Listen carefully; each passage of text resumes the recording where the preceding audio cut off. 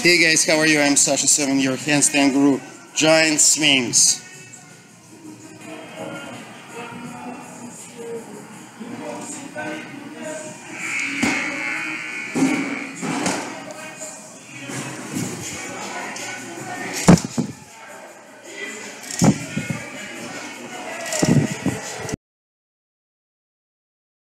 I'd like to dedicate this episode to giant swings and just basic swings. I'm talking about what we call tap swings.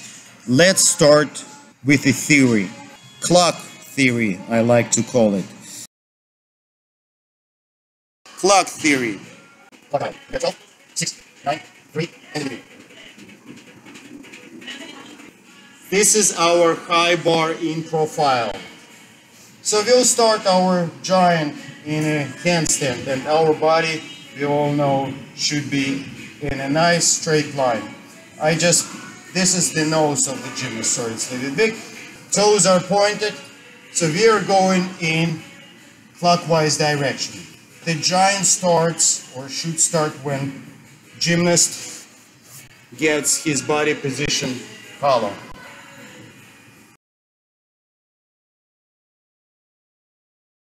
First question that I ask my students, what time they should start arching?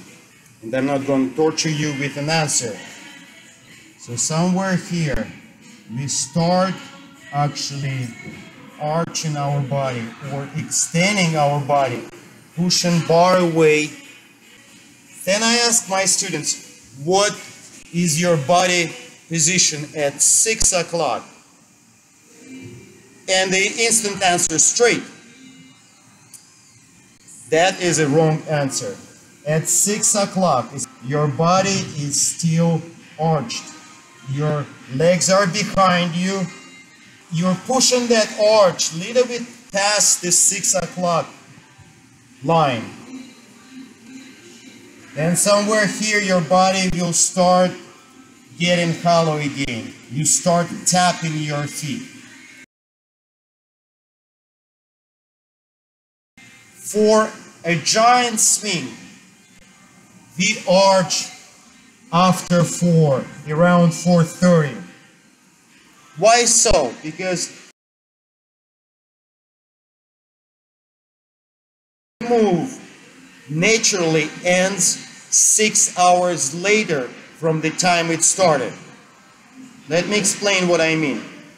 If you start your arch at 4:30, you'll tap your toes towards 10:30. And to be honest, that's absolutely enough for a good giant. You don't need to tap your feet to 12. You need a little bit of time to extend your body into a straight body handstand. There are some swings, there are some Chinese tap swings when you actually start arching even later than 4:30, and then you pass 12. The result is you tap your feet not only to 12, you tap your feet almost towards 2, passing handstand in the pike position, and then you go for a gigantic dismount.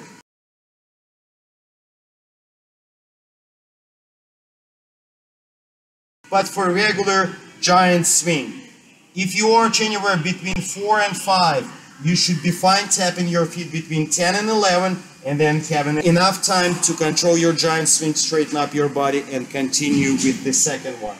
Now, my question would be, when do I need to arch for flyaway? Let's start from where you want to fly away. You want to fly away from the bar, I would say in that direction. We see it's around 10 o'clock. According to the clock theory, you should start your arch for flyaway a little bit earlier than you do it for your giant. I would say between 3:30 and 4.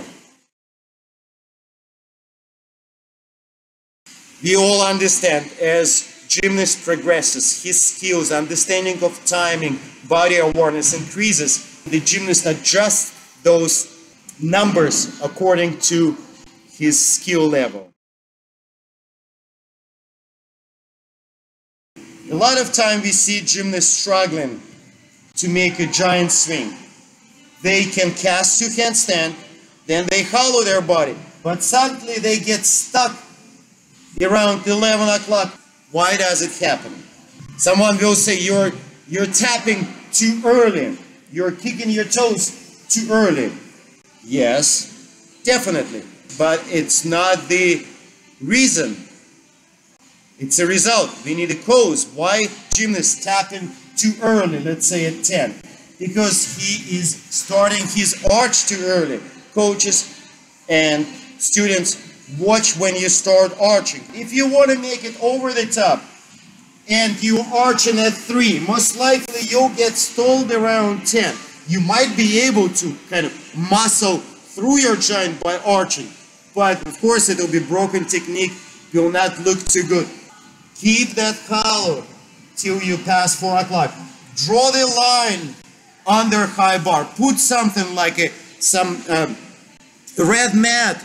At the beginning of that mat gives you the visual idea when to start arching. And be patient. Remember, push that arch through the bottom of the swing. At 6, it's still an arch. Take a look at a couple drills here.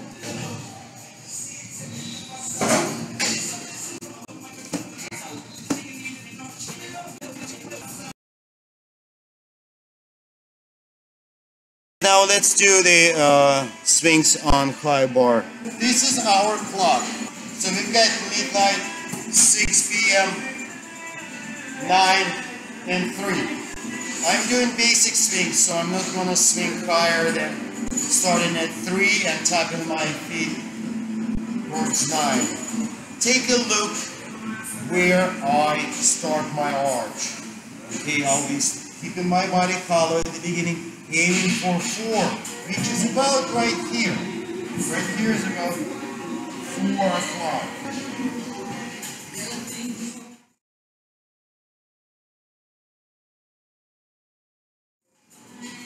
How to start the swing? You need to start with a small swing. Lift your feet up, drop them sharply, pull forward. There you go. Lift your feet up, drop them sharply. Pull forward. There you go. Hollow, arch, tap. Hollow, arch, tap. If I arch too early, I'm tapping too early. Hollow, wait, tap. So that's the idea.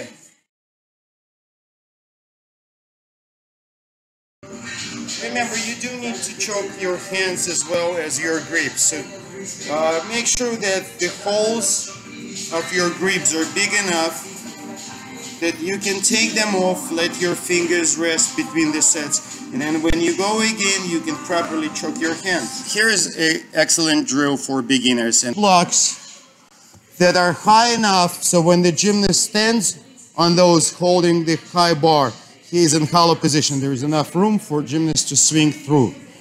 So of course it should be on more stable position, probably without the mat. Go through with the swing and then on the back swing and up in the hollow.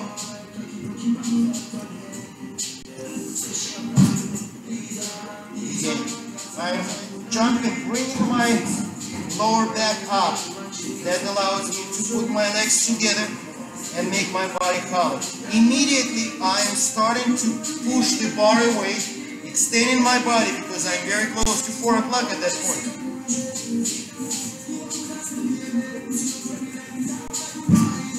And take a look what my body does on a front swing. I'm extending myself a little bit, getting my heels down and then following through with lifting my back. That's another thing you will have to teach your students to do.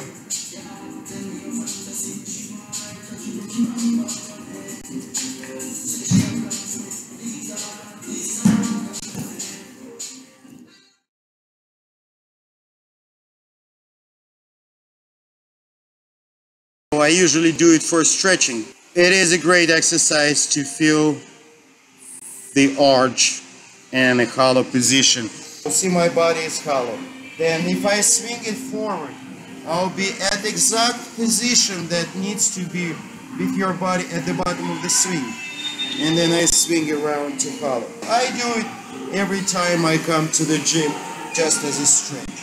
For our purpose, for swings, it is very important because here is your hollow. You're extended through your shoulders. There is no sharp angles in your body. You're hollow in your hips.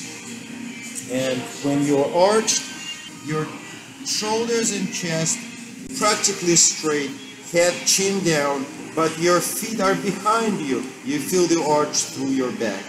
Do it for stretching and do it for your understanding of the basics. Similar exercise is on real rings. Then you just relax your body and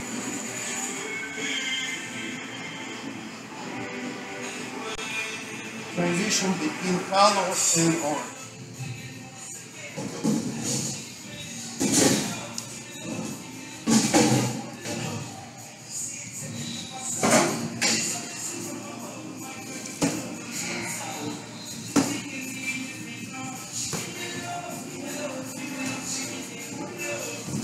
So much fun. Love it. That's the basic theory of swing. Clock theory. 6 hours apart. You want to do the giant? Don't arch before 4 o'clock. 4:30 is even better. If you go in for flyaway, start arching just after 3, just to be safe, so you're flying out at around 9. Of course, flying at 9 would make it low and far. So you will have to eventually start arching a little bit later to get your toes to about 10 for nice high flyaway. That's it for today. I'm Sasha Sermon, your handstand guru. Please click on one of those videos. Please subscribe, comment. Till next episode. Bye-bye.